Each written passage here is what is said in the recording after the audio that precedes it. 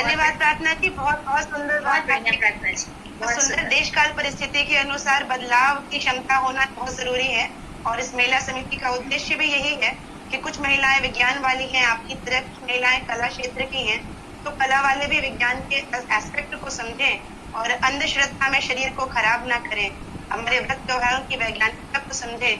तो इन्हीं चीजों को, कला, विज्ञान और हर क्षेत्र को एक स्तर पर, एक मंच पर लाने का प्रयास है हमारा। तो कला के क्षेत्र से अब हमारे साथ आभा भारती जी हैं, जो कि इस बात को, इस विचार को शेयर करेंगी कि कला और समाज का अंतर संबंध क्या है, के विकास में कला का क्या महत्व है। और हम थोड़ा सा टाइम पे शॉर्ट चल रहे हैं क्योंकि हमने प्लान किया था 5 मिनट्स पर पर्सन, बट थोड़ा सा इतनी इंगेजिंग और इतनी सुंदर बातें होती गई कि समय बीतता गया, चला।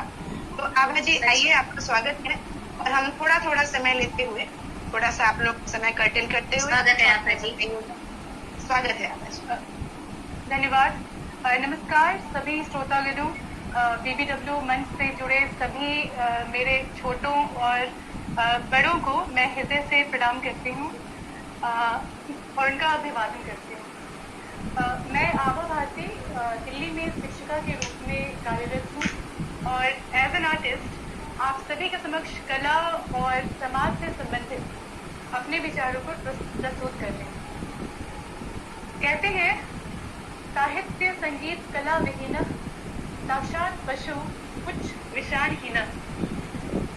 ये बात भर्तृहरि ने कहा था, जिन्हें संगीत और कला के पुरोधा कहते हैं। साहित्य संगीत और कला से विहीन मनुष्य साक्षात पशु के समान होता है। तभी तो समाज कला, साहित्य और संगीत के विकास में निरंतर प्रयासरत है। कला में कलात्मकता समाज से ही आती है। कलाकार कभी भी समाज से परे होकर सृजन नहीं कर सकता, उसको समाज में रहना और समाज से सीखना भी पड़ता है। Art plays an important role in shaping the culture of a society. एक कलाकार अपनी कला में अपनी भावनाओं के साथ साथ समकालीन समाज का आईना समेटे होता है। कलाकार की कल्पना का प्रसार बृहत है, उसका कोई अंत नहीं होता। जैसे बोलते हैं कवि की कल्पना, वैसे ही एक कलाकार की इमेजिनेशन बहुत ही स्ट्रॉन्ग और बहुत ही बृहत होती है। वह अपनी कला के माध्यम से समाज को आईना दिखा पाने की कोशिश करता है, यही तो उसकी कला है। अगर हम प्राचीन काल की बात करें तो हमारे अध्ययन से ये पता चलता है कि उस सभ्यता या संस्कृति को तत्कालीन कला विधा से ही जाना जाता है और जाता आया है। इतिहास के गर्भ में पल रहे भारत का कला वैभव बिखरा पड़ा है, वो हम भली भांति जानते हैं। ठीक उसी तरह जैसे यहाँ का सामाजिक स्वरूप, चाहे वो व्यक्ति विशेष हो, प्राकृतिक विपदा हो या सांस्कृतिक उत्थान हो, हर क्षेत्र का परिचय कला के माध्यम से ही हो जाता है। यही रीजन है कि भारतीय कलाएं, चाहे वो मधुबनी पेंटिंग हो, कोई भी अन्य फोक आर्ट हो जैसे वर्ली, गोंडा, पिथौरा आर्ट, बाटिक, अन्य फोक आर्ट जितने भी होते हैं, पूरी दुनिया में भारतीय लोक कला ज्यादा प्रचलित होते हैं और है। लोक कलाओं का प्रसार कई माध्यमों तक फैला हुआ है जो हमें दैनिक उपयोग की वस्तुओं जैसे ड्रेसेस, ज्वेलरी, बर्तनों के ऊपर और आज के जो तात्कालिक ये जो कोरोना काल चल रहा है उनमें उनसे जो बन रही है फैशनेबल मास्क, उसमें भी हम लोग देखते हैं कि फोक आर्ट्स का उपयोग होता है और उसकी मांग भी काफी बनी हुई है। आधुनिक समाज में परंपरागत कला शिक्षण की प्रक्रिया पर गौर करें तो चित्रकला, नृत्य कला, साहित्य पर गुरु शिष्य की जो परंपरा होती आई है या पारिवारिक परंपरा में यह कलाएं ज्यादा ही आगे बढ़ी। गुरु शिष्य परंपरा जो है वो आजकल के जमाने में अभी खो रही है,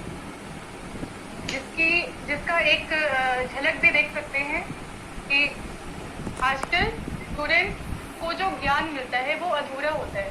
जब तक आप गुरु के समक्ष अच्छे से अपनी कल्पनाएं, अपने प्रश्नों का उत्तर ढूंढने नहीं जाएंगे, तब तक वो पूरा ज्ञान आपको मिल नहीं पाएगा।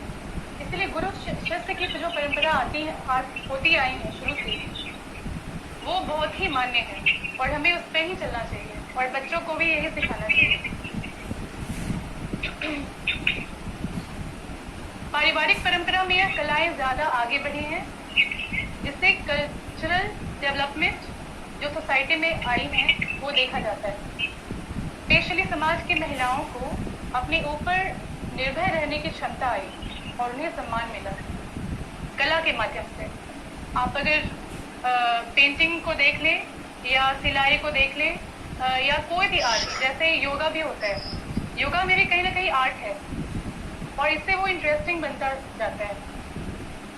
तो या स्वास्थ्य विभाग हो, कला हो या कहीं पे भी आप देख लें, कला का महत्व बहुत ही ऊपर माना जाता है।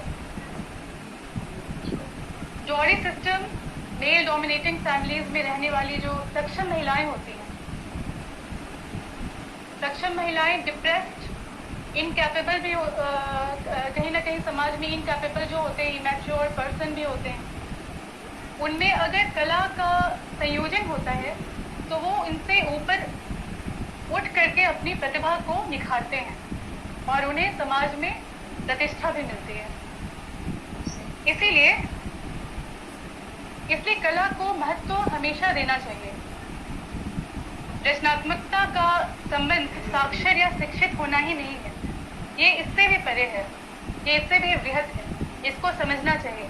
हम गरीबों को देख लें या मिडिल क्लास को देख लें या अपर क्लास को देख लें, कला कहीं ना कहीं कला आपको दिख जाएगी। चाहे वो गरीबों के घर को देख लें, एक महिला अपने घर को, जितनी भी गरीब होती है, उसके पास खाने को पहनने को कितनी क्षमता नहीं होती, बट उसके अगर घर को आप देखो, बिल्कुल सजा सवार करके कला से बिल्कुल उसको ड्राइंग करके रखती हैं, सजा के रखती हैं।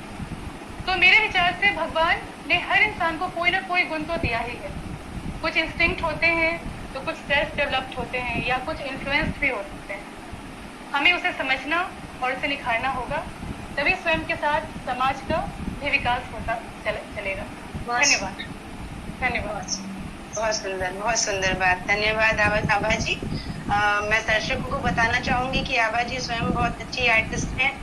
दिल्ली में उनकी बहुत अच्छी प्रैक्टिस है, सिखाती हैं।